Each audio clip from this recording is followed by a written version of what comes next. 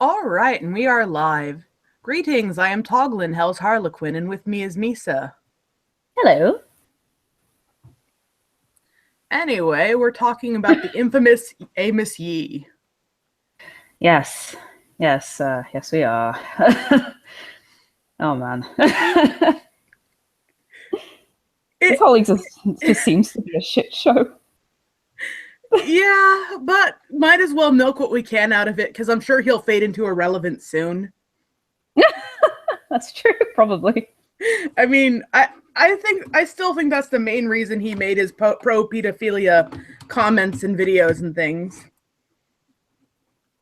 Yeah, he seems to thrive off of the attention, even if it is negative. Like it seems like he wants to be the most hated person on the internet at this point. Well, hate attention is sometimes fills people's attention needs as much as positive attention does.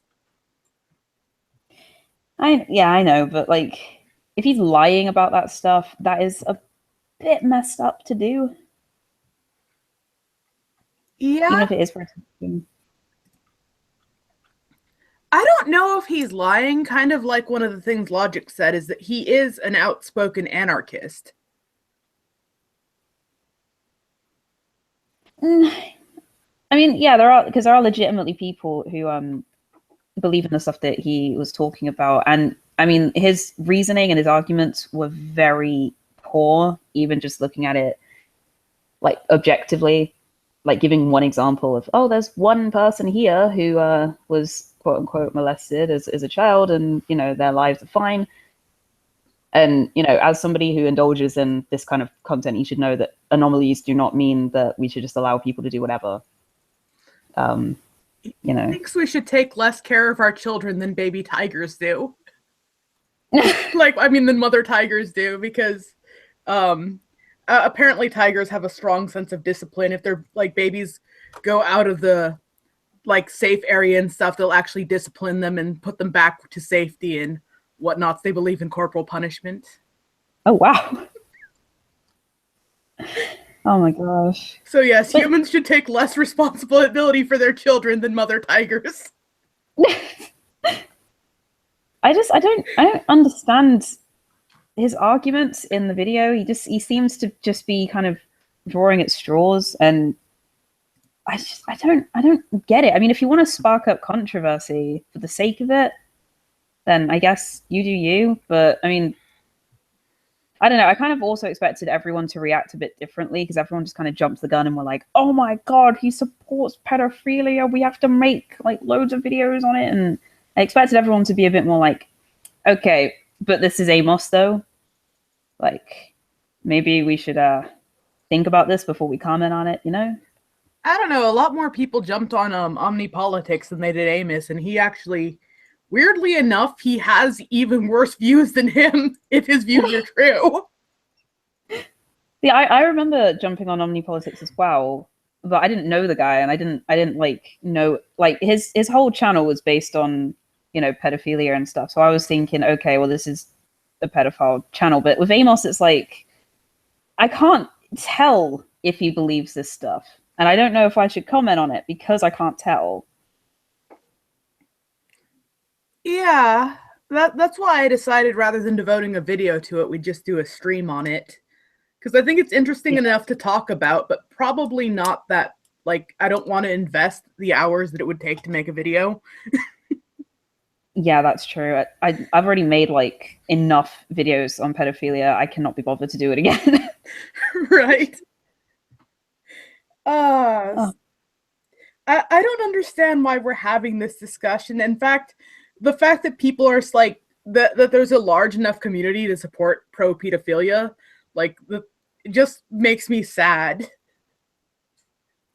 No, I know what you mean, but the thing is, a lot of the reason I'm a bit weirded out by everyone just jumping on Amos is because it's not like anything he says is actually ever going to be taken seriously by like the U.S. government or anything. Like he's making dumb points that we all know are like dumb. So why is everyone getting so like, oh my god, about it? Well, one of the other things that kind of bugged me is he has very odd concepts of what consent is because consent isn't approval. I would argue that a child under a certain age, or a baby specifically, can't give consent to anything. I don't think a baby can actually even give consent to eating a pie or sucking their thumb, because for one thing, sucking their thumb is just something they do. They don't really think about it. They're not really consenting to doing it. Yeah. And then when it comes to eating a pie, one of the reasons why I say a baby can't consent to it is because a baby can't fully comprehend the consequences. Kind of like if you fed a baby a pie when the baby's too young to really supposed to be eating that type of food because it's high in sugar, and let's say you fed like a 9-month-old a pie, when at that age they should mostly just be eating rice, cereal, and bananas and whatnot. And the pie could at that point make them very sick and whatnot. The baby didn't consent to it. It just kind of accepted whatever you gave to it. That is actually a really good point. Yeah, because it is about them knowing that the consequences and stuff. It's why we don't let kids vote. We don't let them drive. We don't let them smoke. We don't let them drink, because they don't understand. Like, that's why we teach teenagers sex ed and about STDs and stuff, because they don't get it. Like my sister used to teach me when I was growing up, if you can handle the consequences of getting an STD, or you can handle the consequences of potentially getting pregnant, then you're ready to have sex. Until then, you're not. And I followed that until I was older. And I think that's kind of the best philosophy to really be teaching kids and teenagers. And Amos's his idea of consent is pretty messed up. And he kind of just assumed that we were all just going to take what he thought it was at face value and just be like, okay, we'll concede that that's consent. I almost wonder if it has to do with a language barrier, because I know English isn't his first language. It might be. There's just a really cynical part of me that thinks that he knew that definition was going to rustle everyone's jimmies. Right. Well, it's kind of like one of the things is most people you talk to, some people don't agree with this, but I think childhood obesity is not the child's fault whatsoever. I think that's completely the fault of the parents up to a certain age. I agree with that completely. Because the child didn't really consent to getting fat. They don't really understand the consequences of overeating. It's something that the parents should be in charge of. No, definitely. I completely agree with that. When it comes to things like that, like I even believe to a degree that if a child like ends up doing something harmful to their bodies, like for example, if a young kid ends up developing a habit for smoking, which happens a lot around the area I used to live in, it's not necessarily their fault because they don't understand what it does properly. And if they watch their parents do it, they're not going to see it as a problem. It depends on the age. I think if they started smoking at like before, I don't even know what age I would put as a age to consensually ruin your lungs, like for early smokers. Because I think if they're over 15, they've had enough time and should have had enough education that if they start smoking at that age, they should potentially know better. Yeah, but if they're like, for example, my sister, she started smoking when she was like 11 or something like that. She didn't know. She didn't know what she was actually doing. She just watched my mum do it. All the kids at school were saying, if you smoke, you're cool. And she just thought, okay, I'll do that. And then obviously as you get older, if you learn, then it's your responsibility to stop. But, you know, when you're that age, it's like, you don't know what you're doing. Mind Out of Sync says hi. Oh, hello. One of the things is I actually met this kid who was 10 years old who was smoking pot, and I do agree that's probably not his fault. Yeah. That's insane. It's just, if they don't understand what it can do to them, then it's not their fault. And I feel like with Amos's video, and with anyone who argues for pedophilia, it's just common sense that kids can't consent. Just because a kid can say yes, like, and just be like, even if a kid can comprehend the fact that certain sexual acts feel good, that does not mean that they should have the capability to say that they want to do them, because they don't understand what is going on a lot of the time. I've actually often wondered which one has a higher psychological effect, because I would actually like to see them do a study to see if there's a difference between like one-off child rapes or so and the effects of grooming, to see which one would actually, the closest they have to that, because I've actually looked online for that, is that parental rapes and such like that, basically parental molestations, cases of incest at a very young age and such, seems to be the most psychologically traumatizing for the child.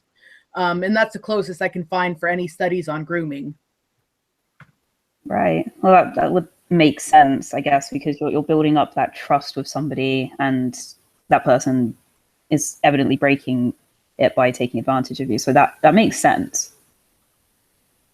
I also think there'd be more mixed emotions when it comes to a grooming case, just because if the child is very confused because they feel hurt and betrayed, but they feel like they were complicit in it, I almost wonder what kind of effects that has, because it's a case of clear and obvious manipulation, where if it's just a one-off rape, especially a forcible one, it can be very traumatizing because you got the trauma of the event happening.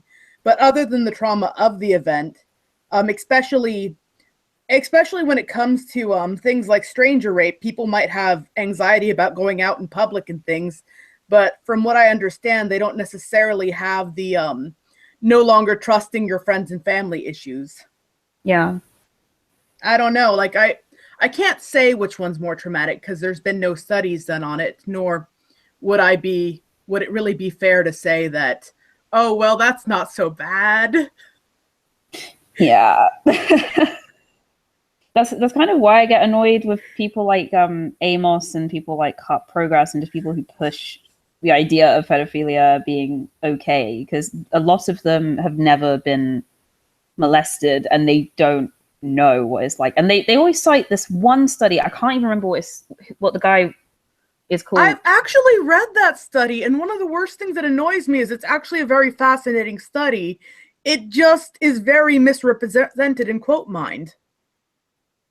Well, I remember like looking into it, and the only thing that I saw it proved was that kids can, get orgasms. That's it. That doesn't prove that they weren't damaged by what that guy was doing to them. And I feel like the fact he even did that study is child abuse.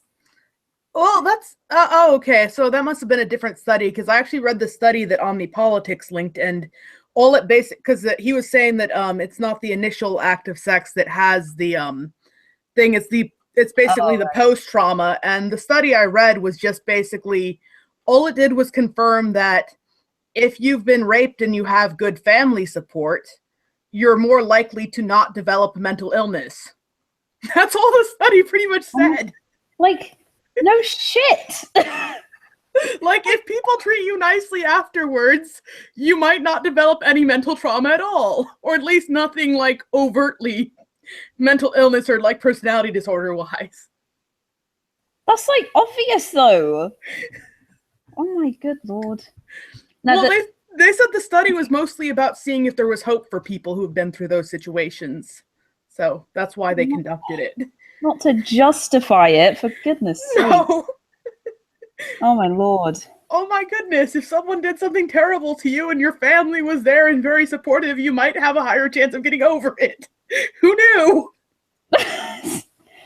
Flipping out. Like, no, the study I was talking about was there was this guy, I can't even remember it. Basically he oh, it sounds so terrible. He basically molested a bunch of kids at a very young age to prove that they could like have orgasms and like have sexual feelings and stuff. And a lot of people who support pedophilia on YouTube cite this study as a kind of proof of like, see, kids can enjoy sex. And it's like, okay, number one, he never had sex with any of the kids. He just did things to them, and it's fucked up that he did that. But number two, it does not prove, like this study does not prove in any way, shape, or form that the kids did not have a negative aftermath after he did that, because he never checked up on them afterwards. So this is not a study to cite to prove pedophilia isn't harmful. You absolutely that's like arguing that rape isn't harmful, because from what I understand, there's actually a pretty good percentage of both men and women that will experience orgasms during rape. They say that the body just responds how it will. And sometimes it can even be more stimulating for a person, but that does not mean it doesn't leave psychological scarring and whatnot. Yeah. I don't get how people can argue that this kind of stuff, especially, like, I understand that a lot of people rely on statistics for confirmation bias and everything, but how can you be that stupid to think that these studies prove things that they don't even set out to prove? No, like I said, the study that Omnipolitics was trying to cite was trying to see if there was hope for people after that type of traumatic event, and they found out if you have enough family support and friend support that yes, there is hope. Oh my god! Like, yeah, no shit, Sherlock. Well, actually, no. There was a preconceived notion beforehand that if something terrible happened to you in childhood, you're like doomed for life. It's like a deep emotional scarring that nobody can possibly ever get over, and they found that that's not necessarily true.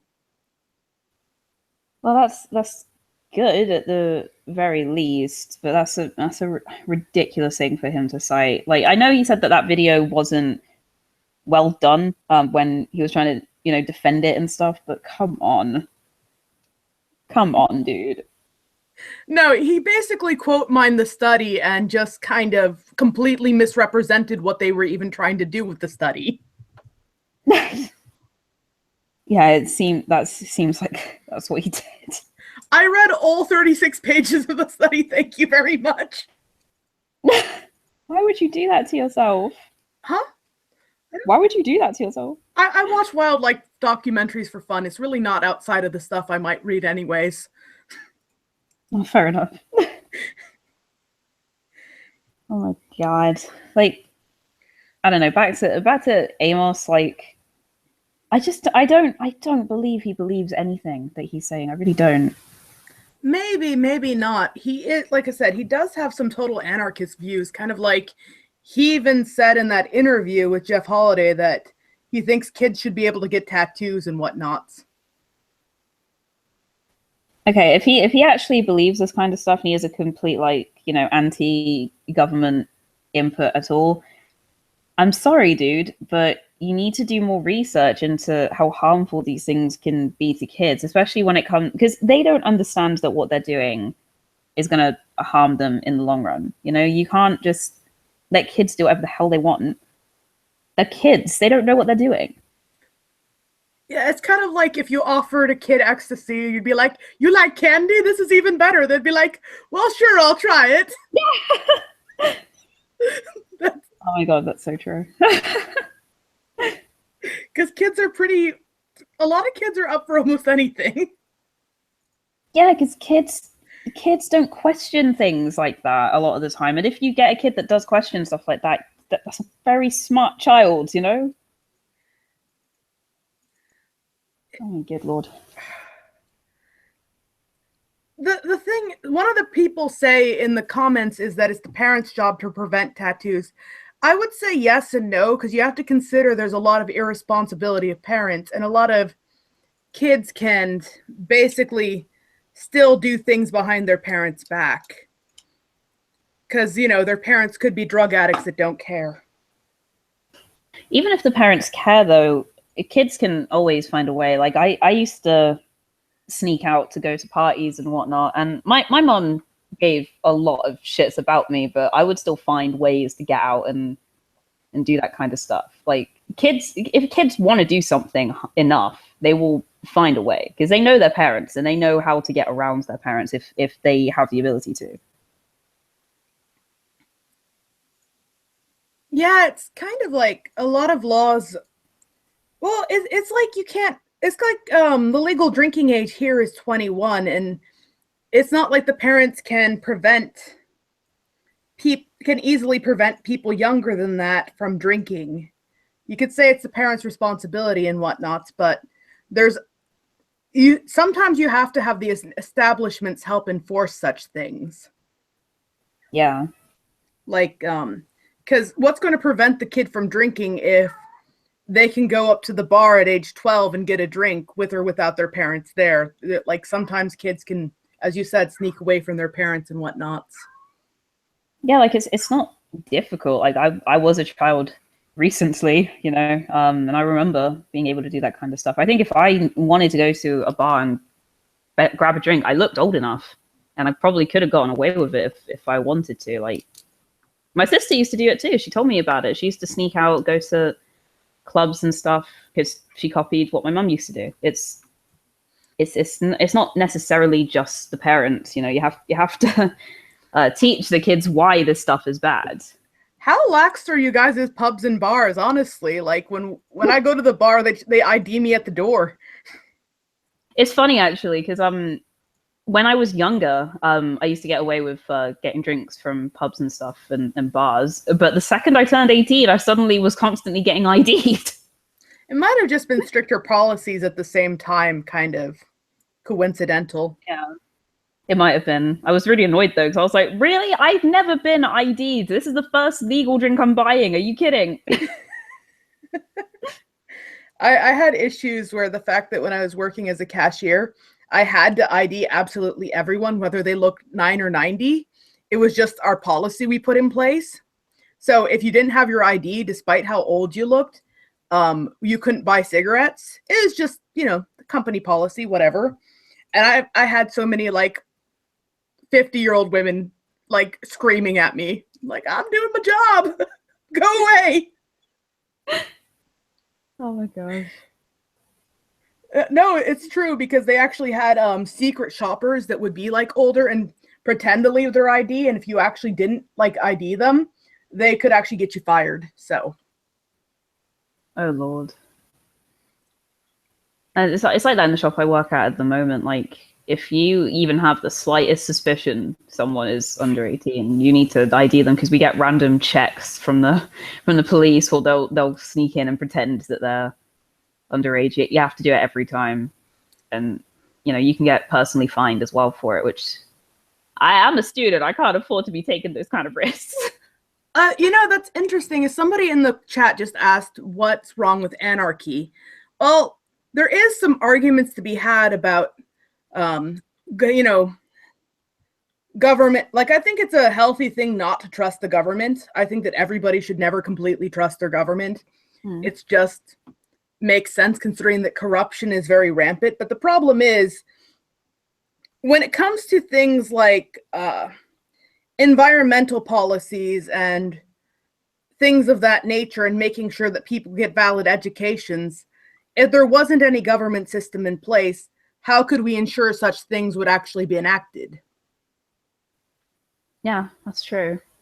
And I think, like, when it comes to certain laws, I know that a lot of it is based on morality, but the laws are there for a reason. And if we just had anarchy and everyone could just basically do whatever they want, and personal freedom was like the ultimate system that we had, it would just turn into chaos, and everyone would just be doing really, like, I do believe that there would be people who would take advantage of that to do ridiculously immoral things, and it just wouldn't be healthy for society. I honestly, like, when I think of an anarchist society, I honestly think of things like Walking Dead or Mad Max or something like that. Like, I genuinely feel like that's how society would go. Well, that's the thing, is a lot of countries who fall into anarchy, one of the things they've noticed is that the issue is that we are tribalistic, and we do base ourselves on hierarchies, and there is such a thing as a power vacuum. So if you have no one in place, then usually it goes into a gang and warlord type state. So even if you want to create an anarchist utopia, I don't know if human nature would necessarily allow it. Yeah, because I think humans like to have somebody in charge, somebody to look to when things go wrong or when they need something. Like, we like having a system naturally, I think. So that does actually make sense. We like having someone to blame. Like, why are you out of soda? Not my fault. I don't order the soda. Yeah, that's true. That's true. Yeah, if there was a total state of anarchy, nobody can say not my fault. That's a point, actually. See, I don't know what Amos would want. Like, I don't know why he thinks that having this kind of society where everyone can do whatever they want would be beneficial to anybody. I know that maybe because of his like issues with freedom of speech and stuff, it makes sense that he would have this view, but I just don't get it. Oh, sorry. I got a phone call. Oh, okay. It's probably one of my doctors because the number says unknown. Ah, right. The person's named Christopher. They're asking to speak with you. Do you mind keeping the chat entertained just for a second? Yeah, sure. So, guys, hello. What do you guys think of this? Like, do you think the Anarchy is like a system that could work? Because I know Mind Out of Sync says like you like chaos and all of that, all that gift gaff and everything. But like, do you think the system would actually work out, or do you think that it would just crumble? Because, like, personally, for me, I don't think it would. Oh gosh, you can hear her. No, fair enough, dude. I don't know, like when it comes to Amos, I feel like his views, like Logic said, they're not surprising because of the system that he's been stuck in, the whole like free speech issues that he's had to face. But I also feel like it's a very extremist kind of view to have, and in all honesty, I understand his viewpoint because he's been stuck in a country where he has a lot of limitations based upon his government.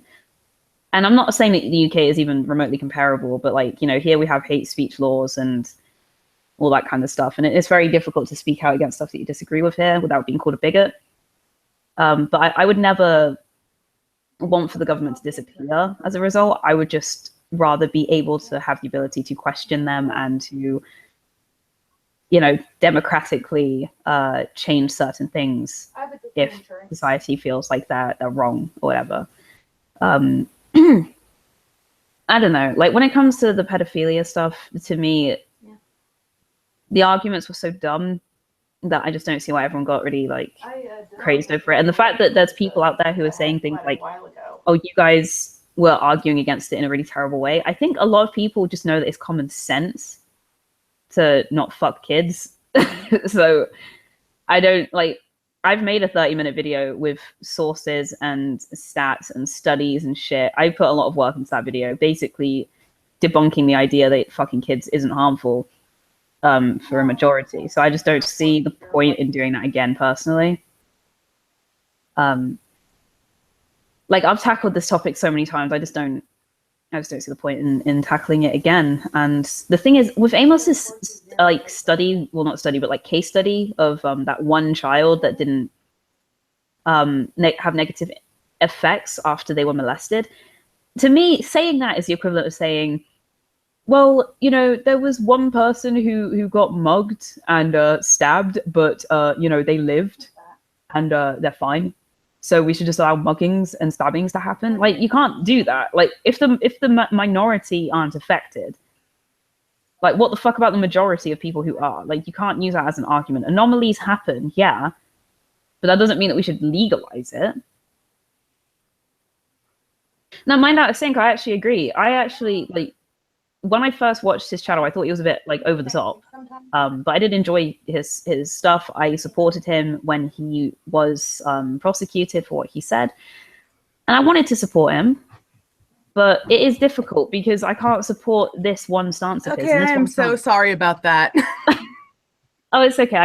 I carried the conversation. It's fine. Oh man, you're right. Oh yeah, just issues with insurance and things. Oh, okay, fair enough. Apparently from like 3 years ago, and now they're contacting me. Oh, okay. That's a bit weird. That was a very annoying call. Yeah, that was a bit weird. So what are we on for conversation then, since you've been carrying it? Oh.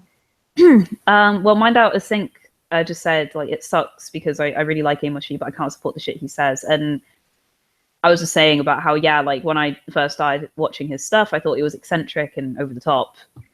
But I did still watch it, and I did semi agree with some of the things that he said, but there was nothing like this where I was like, what the actual hell are you talking about?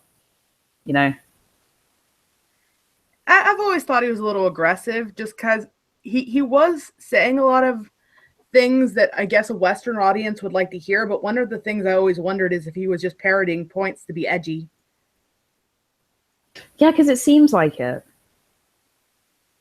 Like it seems like he's only doing the things that he's doing because he wants to get the negative attention and be as hated as humanly possible at this point. Yeah, well, I know he was a child actor, so I wonder if that's kind of like left a attention vacuum with him. Though I don't know how successful he was. Yeah, I don't know. I would look more into it, but I lack so much care for this topic. Like the only video I watched on it was Logic's because I love Logic's content and I knew he'd be like fair in his response and I was very interested in what he had to say. But I didn't watch Andy's video. I didn't watch Jeff's stream. I just didn't care enough. Jeff's stream was frustrating. Why? Oh, that's because you would have had to watch it to fully understand where he was asking Amos some of the questions like, would you say children should be able to consent to working and all that kind of stuff? And like at first Amos was agreeing, but then at the end of the video, he's like, actually, you know what? Don't hold strong on all these things I said. I'm just saying that children should be able to consent to sex. And I'm like, what? He says he hasn't thought enough into the other points people are trying to make. Oh my God. You can't say something like, oh my God. That's like saying, okay, you should be allowed to marry animals, but then saying, but you can't fuck them. It's like, why? Like, what the actual hell? If you're going to have one extremist view, you can't just say, yeah, but that thing, yeah, nah, can't do that. I mean, that will probably cause less damage to children in the long run, but you know, not that. Oh my goodness. My Lord. Now Sinatra's like, what the fuck? I don't know. I just like when this shit was going on, I wasn't actually like at home, so even if I wanted to talk about it, I couldn't have. But I just like that there was someone, I can't remember who it was, but someone was saying how the skeptic community's arguments against Amos were really shit, and they were just using emotion. And it's like, but these are common sense arguments. That is something really weird I've noticed about like anyone who supports pedophilia is that they think that you need to do like years of research in order to debate them. And I'm like, but you haven't really researched it yourself. You're just quote mining a few very choice articles. Oh my God. I have seen people try and do research arguments against them, but they ignore those ones. See, I've done research videos on this topic, and the problem that I find with doing like, okay, so on the internet there are very radical groups a lot of the time, right? And with people who support pedophilia and the act of having sex with kids, if you don't read the shit that they read and you don't debunk it in the way they want you to, or they would expect you to, or whatever, then they don't agree with you. And it's the same thing with veganism. It's the same thing with the alt-right. A lot of people on this side of the debate, if you don't debunk their arguments the way they want you to, then you're still wrong. And there's no point arguing this shit with facts and statistics because you're not going to change these people's minds. Like, it's like arguing with a religious person. Like, there's a quote from House that's like, if we could convince religious people that they were wrong, there wouldn't be any religious people.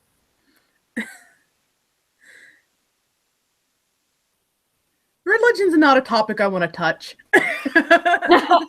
Okay, fair enough. I don't blame you. That's not a conversation I want to get into. That is fair enough. I already know which ones, if I poke at, are just going to give me too much trouble than they're worth, because I just don't care. That is fair enough, man. Well, one of the things I find interesting is a lot of the other things you can point out actually do have a moral argument behind them. Like, there are moral arguments behind veganism. Definitely, there are. There's, in fact, environmental arguments behind it as well. It's the thing is, there's also moral arguments about not keeping cats, and there's moral arguments to be had about how it might not be bad to sterilize part of the population. There are arguments for these things, but I can find no actual, not saying we should do these things, I'm just saying there are arguments that are interesting to think about, but there's no good moral arguments for pedophilia. There just isn't. There really isn't. And the one thing I notice is no matter how many statistics, how many studies, even anecdotal evidence, no matter what I provided, the people who were arguing like for pedophilia, they weren't conceding that they were wrong. And that because they have a selfish agenda, they're not going to admit that having sex with kids is harmful. I provided so much evidence to suggest that it was, whether it be psychological, potentially physical. They didn't care. They were just like, oh, it's fine though, because, you know, that if they say yes, it's fine. It's like, no, you don't. You guys clearly don't understand that kids do not have the capacity of knowledge of sex to understand what's being done to them. And if they don't know what's being done to them and they don't understand it fully, they can't consent. I didn't understand what sex was properly till I was about 17, 18. You know, like, I was a very late bloomer. And if, you know, if I'd have had sex before then, I would have had no fucking clue what the hell was happening. Right. It's just really weird to me that the arguments are like, you're a terrible person for not supporting pedophilia because look at all these oppressed people. Like, really? Just really?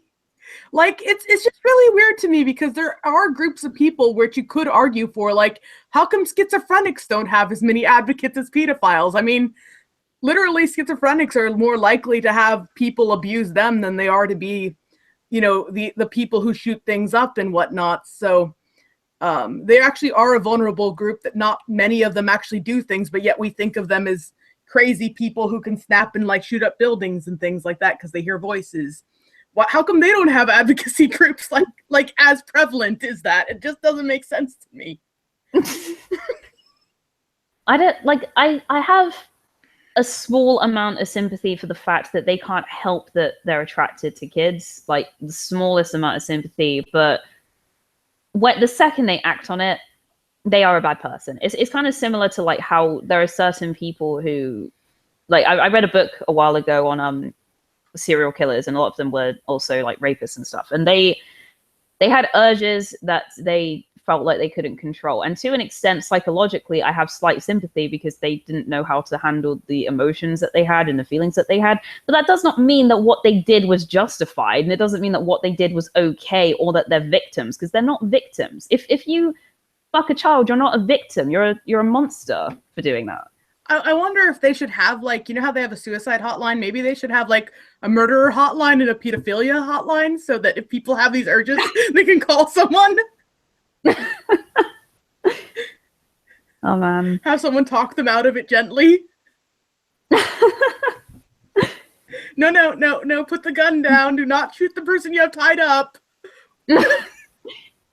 Imagine a world like that. Like, oh my god. Like, society has these rules for a reason. I'm not saying society is always right in what they choose to be like morally, you know, superior or morally inferior, but society has consent laws for a fucking reason. It is kind of interesting because did you see Omegon's recent video? No, actually. He was arguing that people who are under the age of 30 or under a certain age should not actually be able to voluntarily sterilize themselves, just because there's a very good chance they'll change their mind as they get older, because people's physiology changes quite a bit from their early 20s to their 30s. Right, okay. And at that point, they would be legal adults and whatnot. Well, I get what he's saying. I mean, Omegon I know is somebody who doesn't want kids at all, and I guess he knows that he's mature enough to make that decision. But I guess when you are in your 20s, you're still not quite like 100% mature. Like I think even when you're 18, you're not. Like I remember, like even I'm 20, and when I was 18, I was fucking dumb compared to now, and I'm sure I'm fucking dumb compared to how I will be when I'm 25. You know, like I see his point, but I don't think you can really legally prevent someone from doing something. The second they turn into an adult, you can't stop people from doing things. No, I suppose you can't really infantilize them at that point. So at that point, they should be able to make bad decisions. Yeah. But yeah, do you know too much of the, back on topic of Amos Yee, do you know too much about his history? Apparently not. The main thing I know is about him being arrested, and him having to seek asylum in the US. So, like that's the main stuff that I know about him. Yeah, from what I understand, like he was a child actor, so that's why he already had like a bit of a audience, and that's why what he said kind of mattered a little bit more, because he had a little bit more of a reach than the average person in Singapore. Yeah. So he already had a bit of a Singapore audience, and then he started speaking out about religion, but apparently he actually got more arrested for, like, our side of things is that he mostly got arrested for his speech about religion, but apparently the main thing they were arresting him for is his criticism of the government. Because it is a rather authoritarian country, although that country is well known for arresting you for chewing bubble gum. Wow. Wow. Yeah, you can get arrested for chewing bubble gum. It's against the law because apparently they were tired of paying people to clean up bubble gum that was like on railways and things like that. That is the most ridiculous thing I've ever heard. You didn't know that yet? In Singapore, it's actually illegal to chew bubble gum. That is ridiculous. They make one exception, and that's like Nicorette gum if you're trying to quit smoking or something, but that's it, and you have to get a prescription for it. Oh my good lord. So Singapore is legitimately a rather repressive place to live in.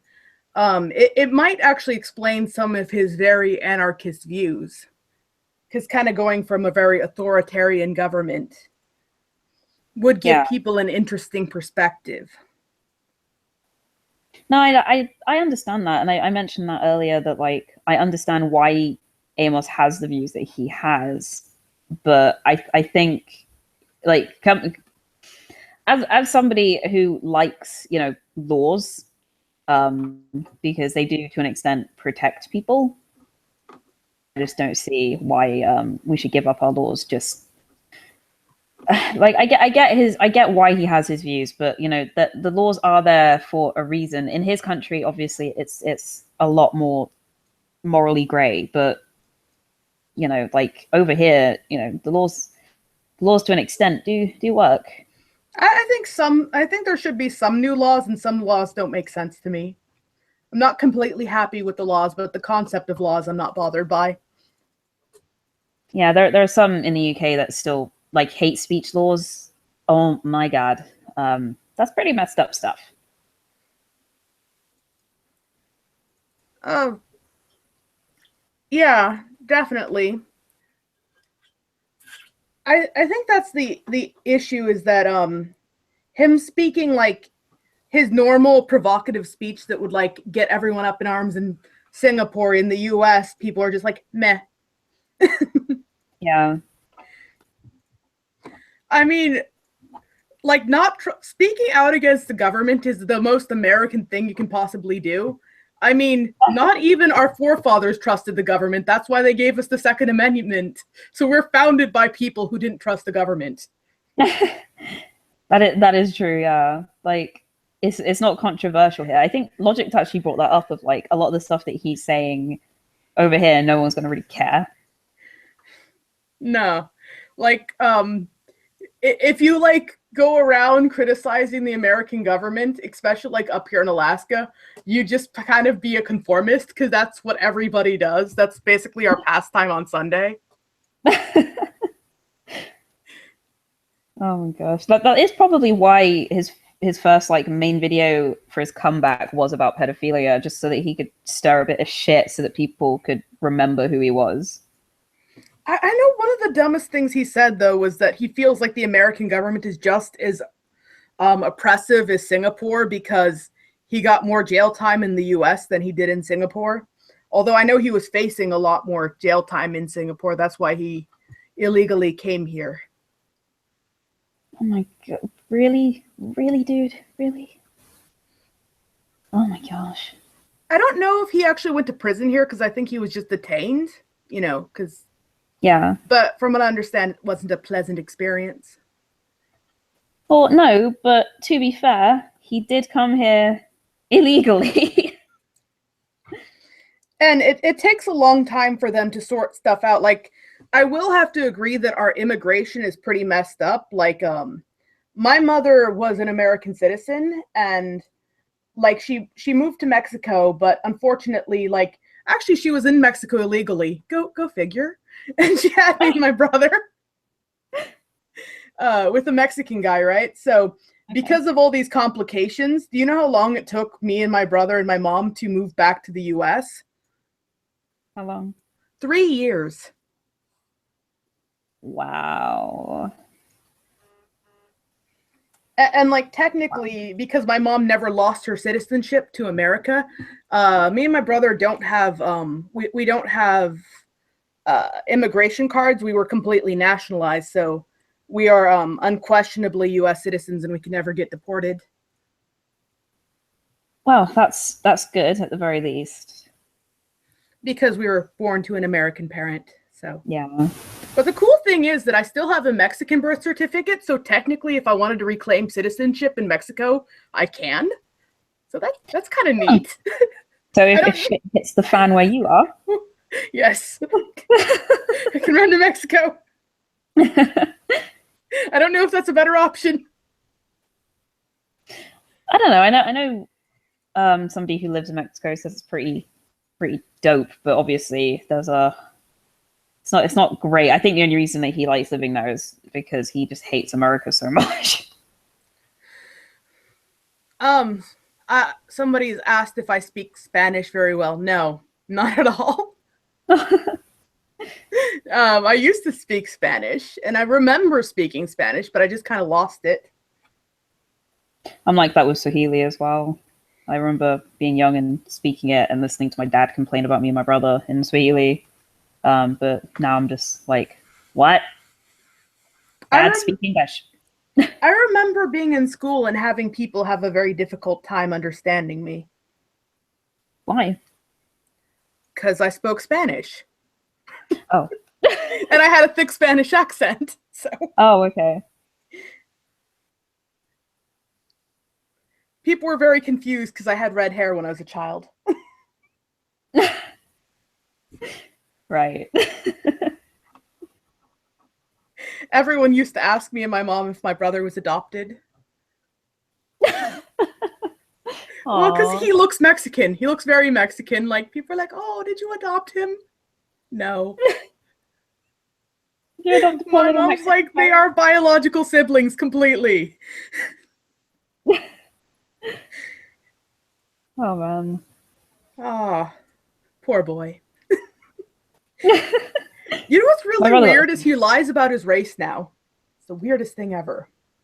Why? I don't know. He likes to tell people he's Italian. I'm like, you don't look Italian. You look like you look like you just snuck across the border yesterday. Oh my gosh. That's funny. We should probably get back to Amos.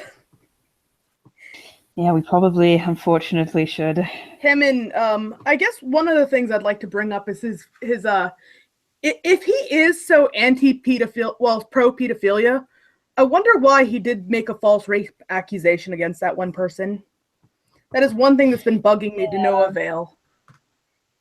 Yeah, because you told me about that before we started the stream. I had no idea that he had done that. That is very messed up. Yeah, Like, apparently there was this, when he was in Singapore, there was this guy named Vincent. I can't remember his last name, but the name Vincent's very easy for me to remember. And he was a Christian, and he felt bad for Amos's situation, so he went ahead and bailed him out of prison. And apparently he was, according to Amos, we don't know this guy's story, that he was oppressing him with his religion and things, so he was trying to think of a way to get back at him. what the actual hell is wrong with this boy? He even put in his blog that he was thinking about trying to provoke the guy into assaulting him. What the hell is wrong with him? And he ended up making a false rape accusation and later like apologizing, saying, yes, I know it was false and I shouldn't have done that and whatnots. And this guy like spent a lot of money on his personal expense getting Amos out of prison. Oh my god, that is just taking the absolute piss. Like, I literally just did a video on false rape claims and like, Jesus Christ, dude, that's really messed up. You have to be like a very, very messed up individual to do something like that. Yeah, it's just really odd to me, though, because if he claims to be such an absolute anarchist, I do wonder why he would still use the laws of a country to, you know, get back at someone, because he doesn't seem to even hold his own. I do wonder about what his actual moral standards are, because he doesn't seem to have many. No, he doesn't. To be honest, though, a lot of people who are seen as extremists with a lot of stuff, they don't hold, like, a lot of them are hypocritical with a lot of the stuff they say. You know, the alt-right, very hypocritical with certain things, SJWs, even centrists, so like, quote unquote, Centrists are hypocritical. Well, I mean, I've seen a lot of stuff coming from people who claim to be centrists that are just like, no, no. Like Greg, for example. Like, I love Greg, Armored Skeptic, but sometimes it's just like, dude, stop it. Stop what you're doing. Whenever I hear his name, I think of Finite Atticus, because his first video was actually a collaboration with him, and I'm like, I miss Finite Atticus. I don't know who that is. He mostly did poetry and stories and stuff. He was like an atheist channel that did a lot of like stories and poetry based off his atheism, although I kind of think he went in the wrong direction. If he actually just did story time videos with his voice, it was so epic and smooth that I think he would have actually been like a really big channel. Has he got like an undoomed kind of voice? No, he's got like that perfect, like, have you ever heard those TV narrators or so who read like, he's got like a better than LeVar Burton voice. Oh, really? It's really smooth and like, he can just like, well, because you know how LeVar Burton talks down to kids. It's more of like, it's hard to say. It's just like that perfect TV narrator type voice where they can just tell you a story. And even if there's nothing on the screen really, or just still pictures, you're still engrossed because you're like, that voice is as smooth as honey. Ooh. Sounds like an interesting character. I know he stopped making videos, but I think his old videos are still on the internet if you want to check it out. His poetry is really good. I like a good storytime voice. He does. He told a lot of stories about how his how he was gay and an atheist, and he was raised in a creationist, very fundamentalist Christian household, and how these things contradict with him. So they were like story time mixed with poetry, and it was just great. That does sound very interesting. Yeah, but his first Armored Skeptic's first video was actually a collaboration with him. Oh, okay, I see. Because I know that him, Logic, Finite Atticus, and stuff were kind of a little bit of a group there for a while. Oh, look how that turned out. Right, like now Finite Atticus is gone and Logic and Skeptic broke up. Yeah, like Logic's. I swear Logic's made more than one video on Greg, like criticizing him on certain things. Yeah. I do have to say, it does seem like he did rip off Logic's style quite a bit. It does. I think there's nothing inherently wrong with doing that, really. But I think it just it's kind of annoying when you're sat there like, oh, these skeptic clones, and it's like, dude. Yeah, I think he would have been fine if he didn't actually make the big deal of that. Yeah, like I think no one would have cared, honestly, if he hadn't have done that. Oh my goodness. Oh man, it was just at least Amos wasn't wearing a suit.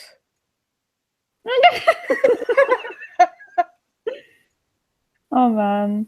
See, I feel like because Greg within the last couple of months has started like watching my content properly and following me on Twitter and stuff, and I've been nice to him and everything. It's just I want to rip on him. Like I wanna have that banter kind of relationship where I can rip on him for stuff like that, because I find that stuff so funny. But I don't know if he'd be able to take it.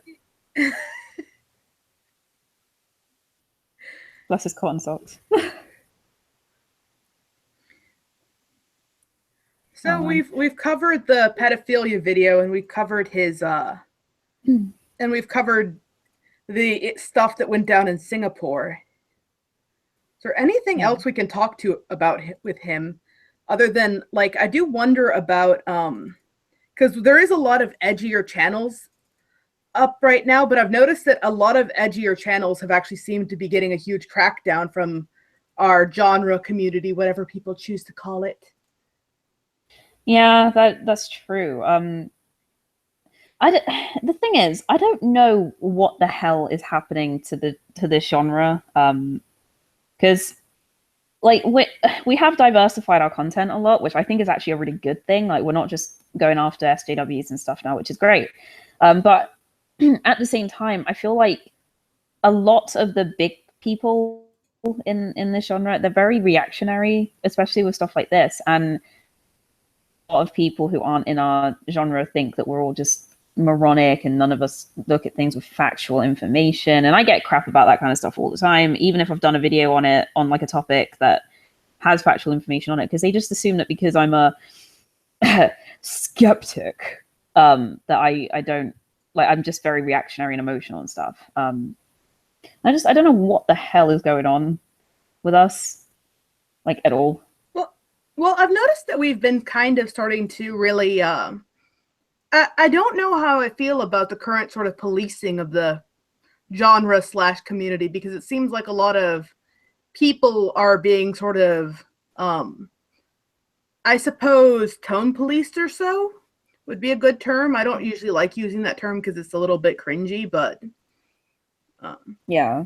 I was just thinking, like, because of the recent infighting with a lot of the people. Like, infighting is good, but there's also this whole thing, like, people talking about how other YouTubers aren't really representing the community very well, and think about if this is the only content they've seen of our community, what would they think? It is kind of getting a little groupthink for me. No, I see what you mean with that. I think when it comes to this genre, we're so diverse at this point that no one represents anybody, and we're all very different. And I think the reason why people say that is because a lot of people who aren't in the genre, they don't know how different we all are, and they don't understand that we're not a hive mind. But at the same time, I do agree that we do need to stop trying to tell everybody how to do their content. A lot, like, I used to be like that and say, like, we should do content in a more intellectual manner and blah blah blah. But I've recently kind of realized, like, no, we can just do what we want. You know, our individual channels can do whatever we want. Shouldn't have to do content in a certain way just to appease other people, especially if they're not going to listen to what we have to say anyway. Well, it seems like it seems like once we started disowning a member or so, a lot of people jump on that bandwagon to also sort of disown them. Because I was noticing a lot of recent videos in my feed about the channel No Bullshit and how people are tired of his bullshit. Oh gosh, yes, I know about all that. I know about all that. The thing is with this though is that this happens in every YouTube genre ever. Like every single community on YouTube does this with people in them. And I think the reason why people have such an issue with it with ours is that we're supposed to be skeptical of everything. But the thing is, a lot of people who watch us or who are in the genre, they don't kind of critically think about things. And I'm guilty of this sometimes. Like I do sometimes just kind of do things or say things without looking into everything with, a completely objective mind or whatever. I don't know. I think that a lot of people who watch us watch people like, Pyrocynical or No Fuckers or Keemstar or whatever as well. So it's that audience is on top of like the actual, intellectuals or whatever.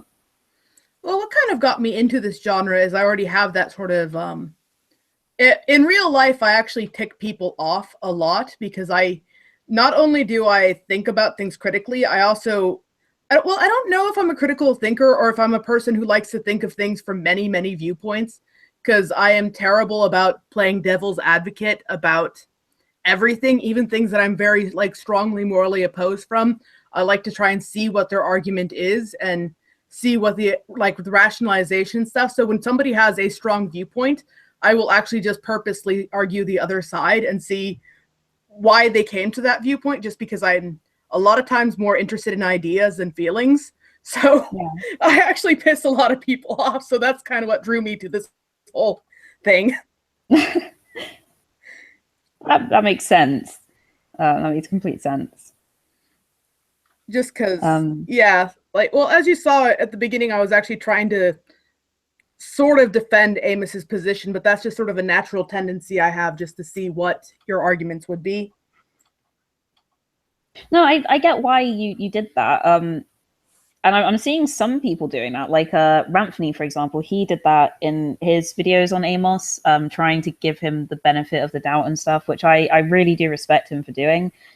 And also basically saying, stop trying to get him shut down and taken off of YouTube, because otherwise you're a hypocrite, because if you support free speech, you have to support his free speech to say the stupid shit. Oh yeah, and that is definitely one of the things I wanted to bring up. Is I find the case of Amos Yee to be completely sad in a way, but a little bit inspiring in some ways. Basically, he is testing the limits of people's patience with free speech, in a sense. Yeah. What I find really sad about his case is that he had such a large audience and he came from such an oppressive country that if he would have spoken out against some of the policies in Singapore and brought those types of things to life, the arguments he had against their current government and whatnots, he could have done a lot of good for a lot of people. It's not his fault he's not. I'm just saying it's a shame that he had such a spotlight and he more or less wasted it to be edgy. Yeah, it is. But I guess when you've been in that kind of environment for a long time, you may develop a very huge sense of selfishness when it comes to issues like that. So I can kind of see how he ended up like that. Yeah, he just seems like a selfish brat to me. He's very entitled. No, he does seem like a selfish brat in a lot of ways, but a lot of people in the YouTube sphere are they feel like they can. I think a lot of people for some reason feel like they can say things that people are going to inevitably disagree with without getting hate for the stuff that they say. And that really annoys me. I see a lot of people on Instagram who are Instagram political the kind of body positivity people. They always say when I talk about politics, everyone and they always message me things that are really disrespectful, and it's people disagree with you because you have an unpopular opinion. Imagine my shock.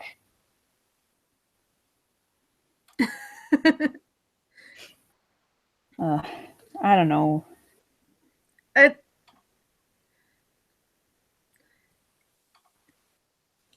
Yeah, it is interesting. Although I sometimes try and trigger my audience a little bit just because I know a lot of them are right wing and I'm very much left wing. You can tell by just talking to me.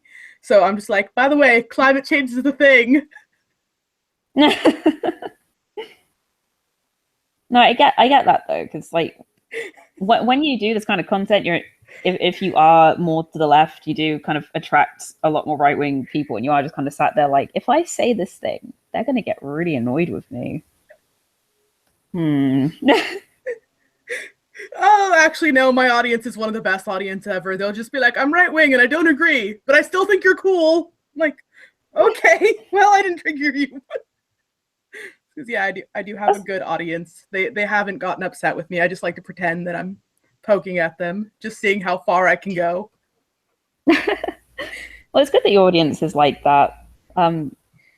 Like a lot of YouTube audiences either blindly agree or they're really hateful. So it's good to have an audience like that. Where they're like, I respectfully disagree. So, you don't see a lot of that on YouTube. That's probably because I have such a small audience, comparatively speaking. Maybe. Because I'm sure your audience was a lot less toxic when you had under 1,000 subscribers. Oh yeah. I'm not gonna lie, my audience, like, it was a bit of an echo chamber back in the day, and I get a lot more people disagreeing with me nowadays, which I do like, but sometimes it is like blindful hatred simply because I'm an anti-SJW, and it's like, well, okay. You have hate followers. I don't have those yet. Be grateful. They're annoying. Seriously, I hate the hate followers. It's like, just stop fucking watching me if you hate me so much.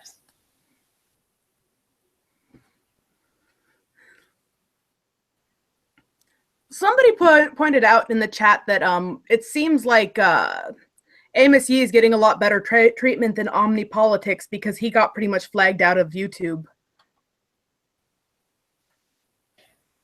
You know, I think part of that is probably because like people have learned from the Omnipolitics situation. It might be that, or it might just be because Amos is still part of the genre in a sense, so people don't want to do that. And I do think that is quite hypocritical. Yeah, I did notice that he is handled with kid gloves a lot more than Omnipolitics was. Well, when Omnipolitics came out, I remember me and Bear actually found him really early on, and we didn't make our videos in time to say like we were first. But I noticed the more videos being made on him, the more moral outrage was coming out.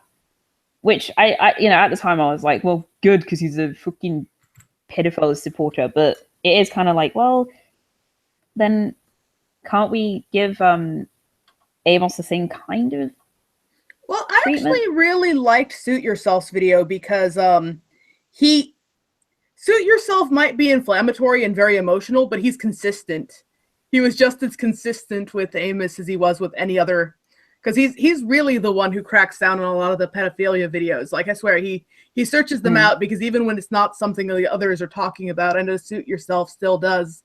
And he's I don't necessarily like his pedophilia videos are mostly, like I said, pure emotional rage. He doesn't usually have any viewpoints he's discussing, but somehow they're still entertaining to watch. You're just like, oh, he's so angry. Why is this entertaining me? The guy getting angry watching videos.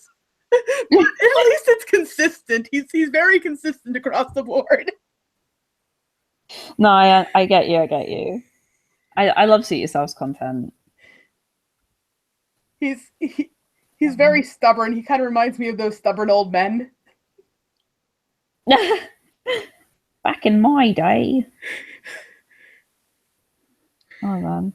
Like arguing with my grandfather goes like this. You have a very strong, structured argument. You go to him and he's just like, no. And that's the end of the discussion.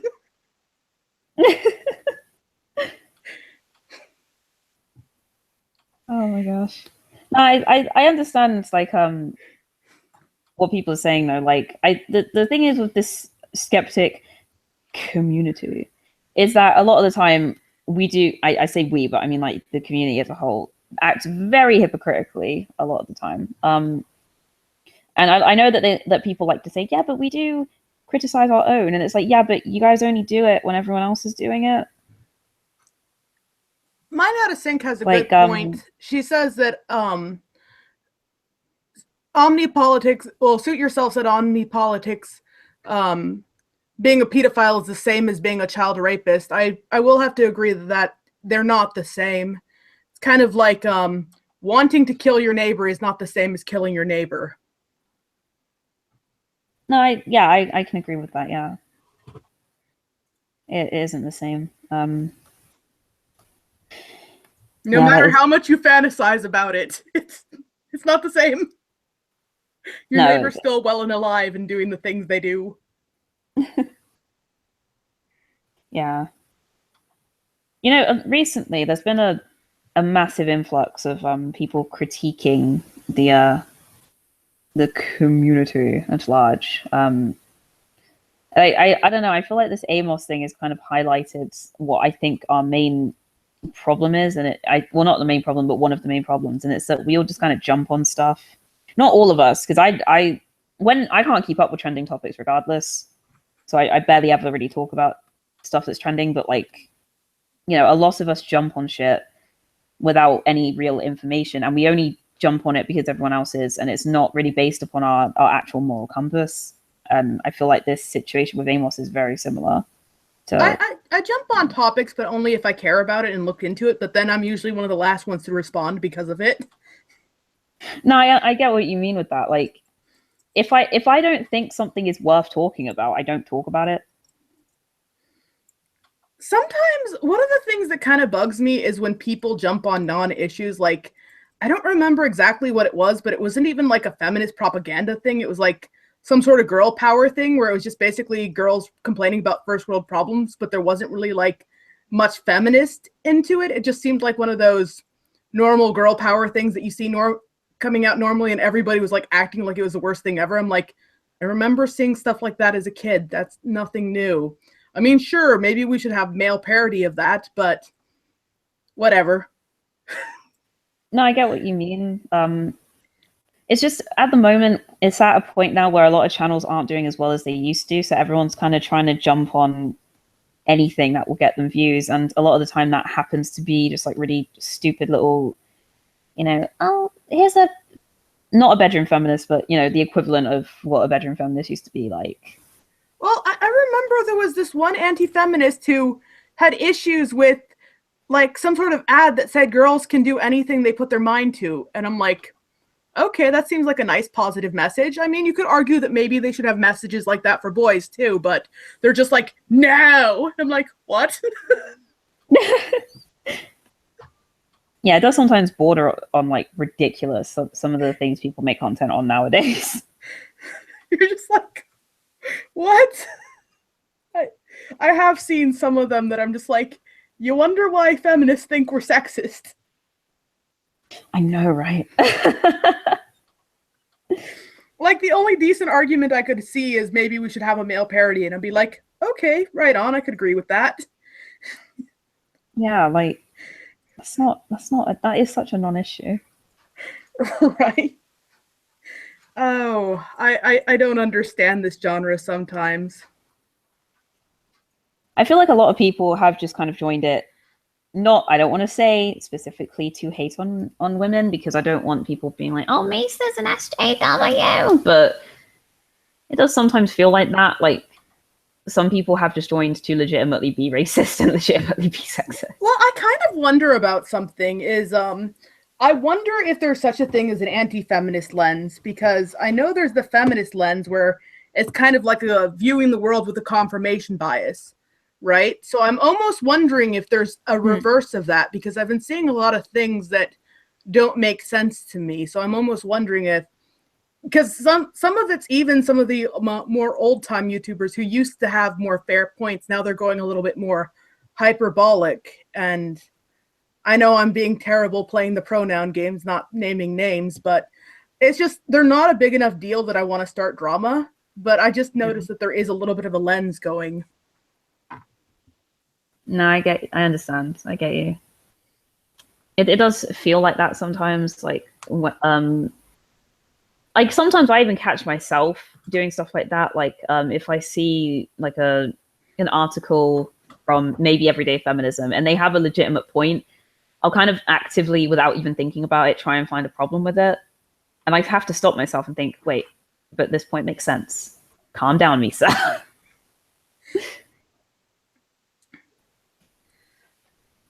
Yeah, it is interesting. Like, do you ever try and look through feminist content for material and actually find a video you agree with, and you're like, damn it.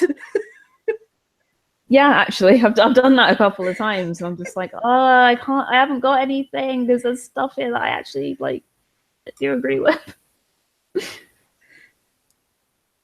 That's why, boys and girls, if you want to start a YouTube channel, watch the content that you're going to respond to before you respond to it. Because if you end up agreeing with it, there's no point making the video. Right. Unless you want to like make your audience mad, because I swear sometimes that is all it takes to make people angry, is say like, well, I think they have a valid point. Don't fraternize with the enemy. That's so true. I hate it when people are like that. Like, you're not allowed to agree with anything that feminists say. Like, what? Me and this feminist both like cats. Can I agree with that? Yeah, like, I agree with Tim Blake that cats are amazing.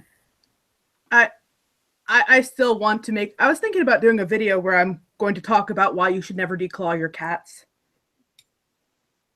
Oh, really? Yeah. Oh, that'll be interesting. That's actually a huge thing of mine, because before I got involved in this genre community, I've actually was a huge animal rights advocate. I've actually helped raise money for a bird sanctuary. I've done some volunteer work as well as actual work at a veterinary clinic, as well as I foster cats. Oh, right.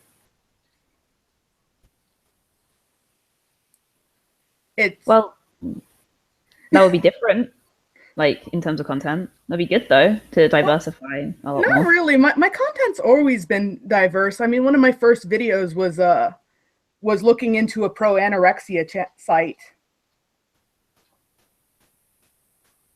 Okay, well, yeah, I think that would be a good idea. I've always just done whatever I want to do. Yeah. And I think we're way off topic at this point. Yeah. I don't think there's much more to say about him, though. Yeah, I feel like everything that could have been said has already been said, and I do feel like Logic's video was like the best one I've seen on it, like, and it just basically summed everything up. Well, I can understand Andy Worski's video just because he was very emotionally invested for obvious reasons. Yeah. No, I do get that as well. Like, I don't blame Andy at all for getting upset. Like, when the Omnipolitics stuff came out, I was the same. I completely understood. I don't get the argument of like, you guys are being too emotional about it. It's like, well, this is a very touchy subject that's common sense. Like, it's like if someone was trying to argue that rape was okay. Like, it's like, no, it's common sense that it's not. Well, I've actually heard that argument for raping a man, because I've heard people say, well, erection equals consent, because obviously he wanted it.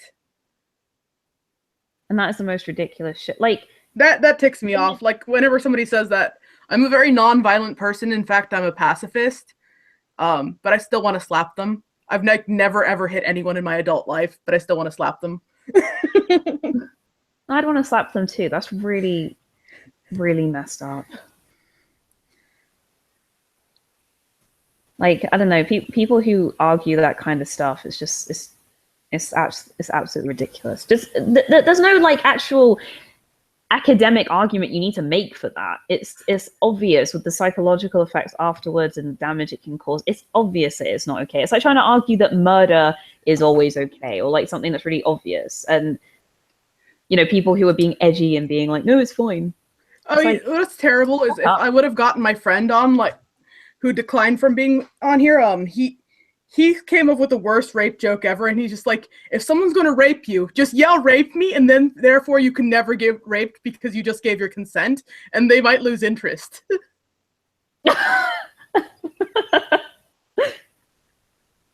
Oh my god. That's terrible. Oh man, me and my friend, my IRL friend Siobhan, we had a very dark conversation about this a while ago, and we're like, you know, if either of us ever get into that kind of situation, like when we're walking down an alley and a guy tries to rape us, like we're just gonna start acting like we're really into it, like, oh yeah, can you pull my hair? Oh yeah, slap me, and just do stuff like that to freak him out. Well, I don't really. That seems like a Monty Python skit or something. Like, well, now I'm not interested. Well, I can just imagine, like even if it was just to kind of make the experience a bit less shitty, just to kind of make myself laugh in the process. Oh wow. Yeah. Oh man. That's terrible. I know. But it's okay. I'm allowed to make these jokes. Well, technically I am too, I suppose. You know what? There was a stream me and Peach did a while ago, with like Bear and Sinatra and stuff, and we were making like loads of jokes about it. And there was somebody in the chat who was like, this is actually really like horrible to listen to, like, why are you two doing this? And it's like, lighten up. You know, if I don't know if you've ever been in the suicide ward, but you will never hear people joke about suicide more than if you ever go to the suicide ward. That makes sense though. Like, something dark is going on in your life, laughing about it is the easiest way to deal with it. Well, there'll be like things like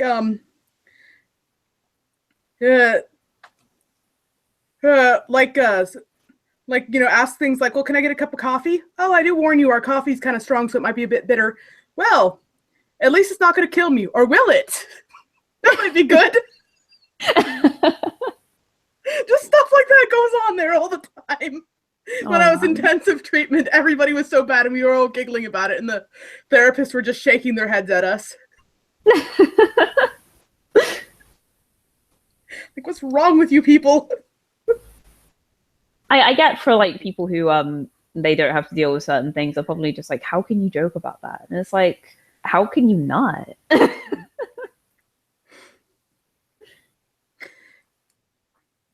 Oh, man. Hey, here's a question. Is rape okay if you're a shark?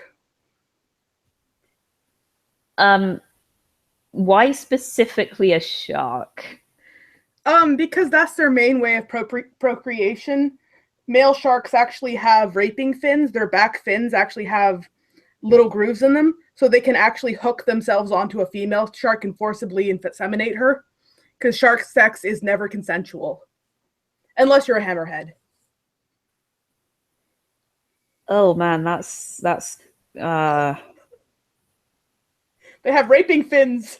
If there was a way to like measure the after effects and like the psychological shit, I don't know. That's a really tough question. Is rape okay if you're a shark? They don't know any other way to do it. Well, don't ducks also gang rape as well? I don't know, because they also court and posture. It depends on the breed of duck. Man. Jack of all in the chat, hammerhead say please.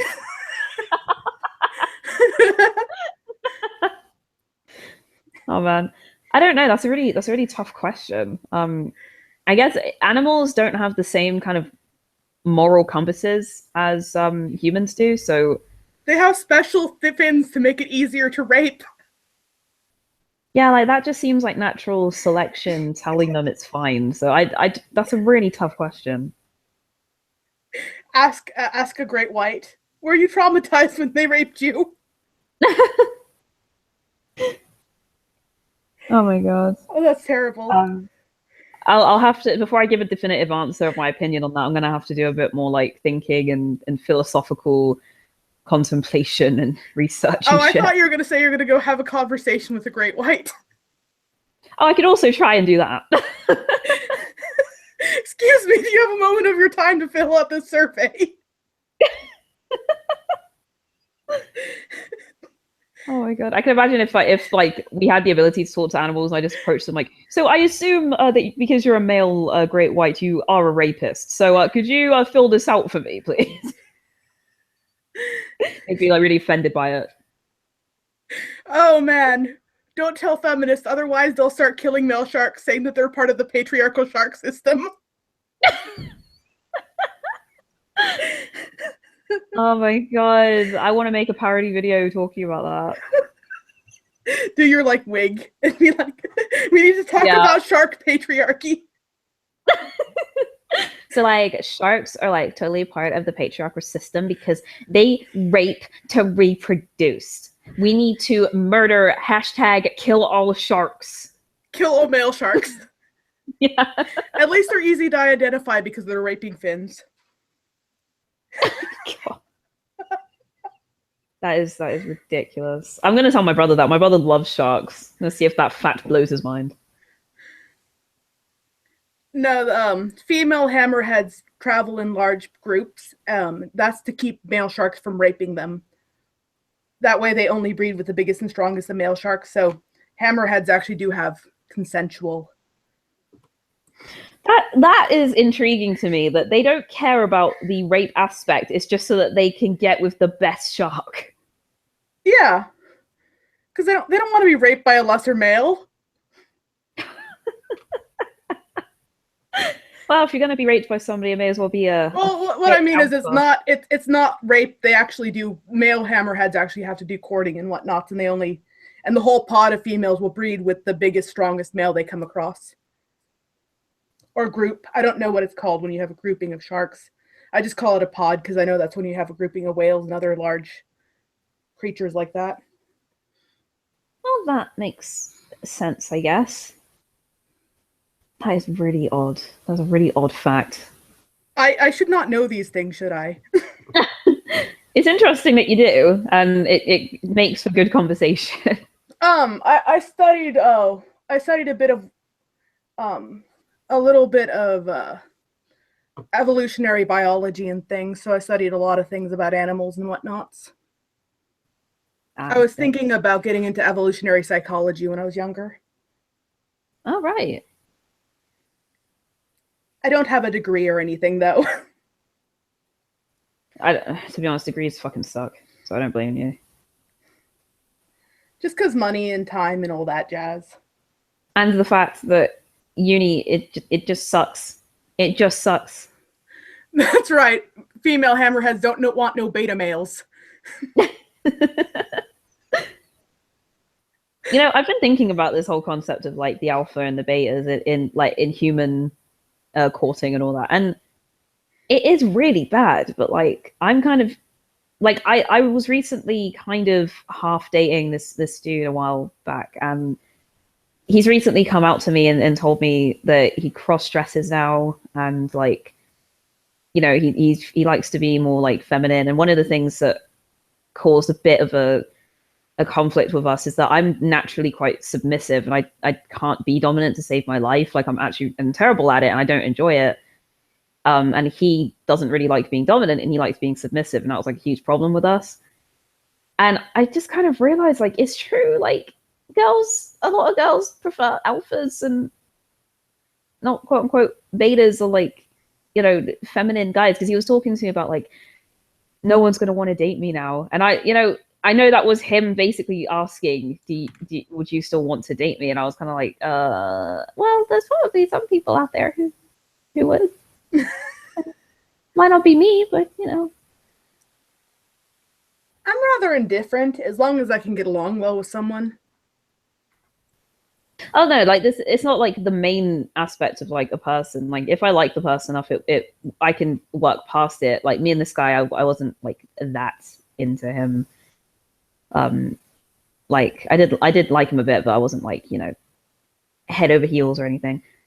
But I don't know, it's just it is a bit difficult, like when naturally you're submissive, like and someone's asking you to be dominant. Like I've tried that before with other had before, and it was just really I just didn't like it. I really didn't like it. My issue is I have a hard time even knowing what I like, because one of the issues is when I start a relationship, before I started getting treated for my bipolar, I would go into a manic state at the beginning of all relationships. So all of them seemed like pure sunshine and rainbows. And then once the mania would wear off, I'd get really disillusioned. So it just kind of was very confusing for me because I didn't really know what was going on with that. Yeah. Bipolar sucks, but one thing that most bipolars won't admit to is mania is actually quite awesome. Right. Well, I don't know if you've ever been manic, so. I don't believe so. You're in like a hyper elevated state. Like basically, if you're not bipolar, you will never know what it's like to be as happy as someone during a manic episode. Okay. It's what is it like? What's it like? Yeah. It's hard to describe. You're just basically like everything is brighter, everything is good. Like anything can happen and you still feel fine about everything. You're just like, oh, but things will be better. Like I remember the weirdest thing was when my cousin died, which I think I told you about that. He lived in my house. He was like more like a brother than a cousin. I was actually thrown into a manic state just because it was so emotional. And I just remember feeling fine, like, well, maybe he's in a better place. Maybe everything is better. Maybe it'll work out for the best. And just like everything was way too bright and happy for what was actually going on. It was really strange. Right.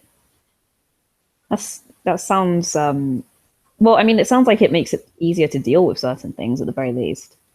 In the moment, but afterwards you're like, oh God, because after mania comes a horrible crash. Oh, right. Because bipolars can't stay manic all the time. Yeah. I've also been told that people who are manic are rather insufferable to be around. Oh, really? One of the things is when you're manic, you become very self-centered. So it's almost like temporary narcissism in a way, where everything's bright and happy, and if anyone sort of says anything that annoys you or so, you think for whatever reason, you get paranoid and think they're trying to destroy your happiness, even if they're just trying to do best intentions, because you become very spontaneous and not very good at making choices for yourself. Okay, well that makes sense then. But yeah, if anyone calls you on it, you're just like, why are you trying to ruin my happiness? You're horrible. But I guess if like bad things happen and you don't react in the way people expect you to, that does, I mean, people will kind of question you. Like that sometimes happens with me because it takes me a while to actually realize something bad's happened when it's happened. And like for example, when my granddad died, I didn't really emote at all, and my entire family were like really distraught, and I was kind of like, oh. And my family were like, why are you acting like this? Like, why are you not showing any emotions? Like, I don't know, I just don't feel anything. And then it hit me like a few weeks later, and I was like, oh no. Someone in the comments actually just perfectly described mania. It's like a sugar rush on a sunny day when you're a little kid. Ah, right. Okay. And you get to experience that for a week if you're lucky.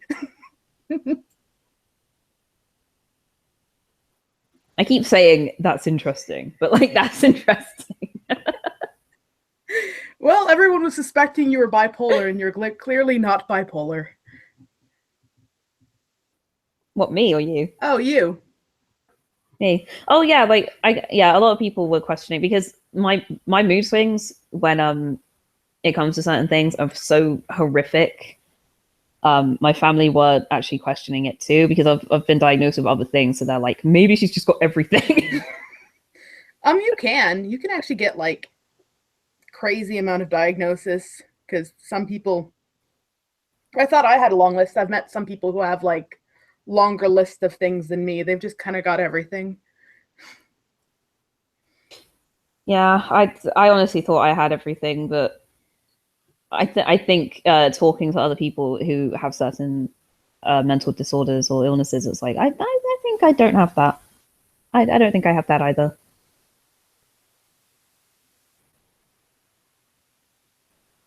Yeah, I don't know.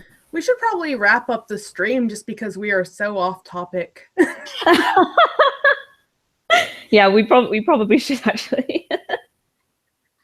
So yes, maybe I should like put a quotation for the title, or put it in the description that we also talk about raping sharks. We're going to talk about Amos Yee and raping sharks. That is some good clickbaity title right there. Amos Yee raping sharks. And just put like in the thumbnail, just put Amos with a really shocked expression and then a shark with like a really menacing look behind him. What Jaws was really after. Yeah. Oh my god. Jesus. All right. That's funny. Anything you want to say, Miss Misa, to my audience? You guys seem cool, and subscribe to Keemstar. I don't know. I would say subscribe to me, but don't subscribe to me. I've got more subscribers than I deserve, so. I think probably all my subscribers are already subscribed to you. Maybe. I don't know. But yeah, thanks for listening, I guess. Right.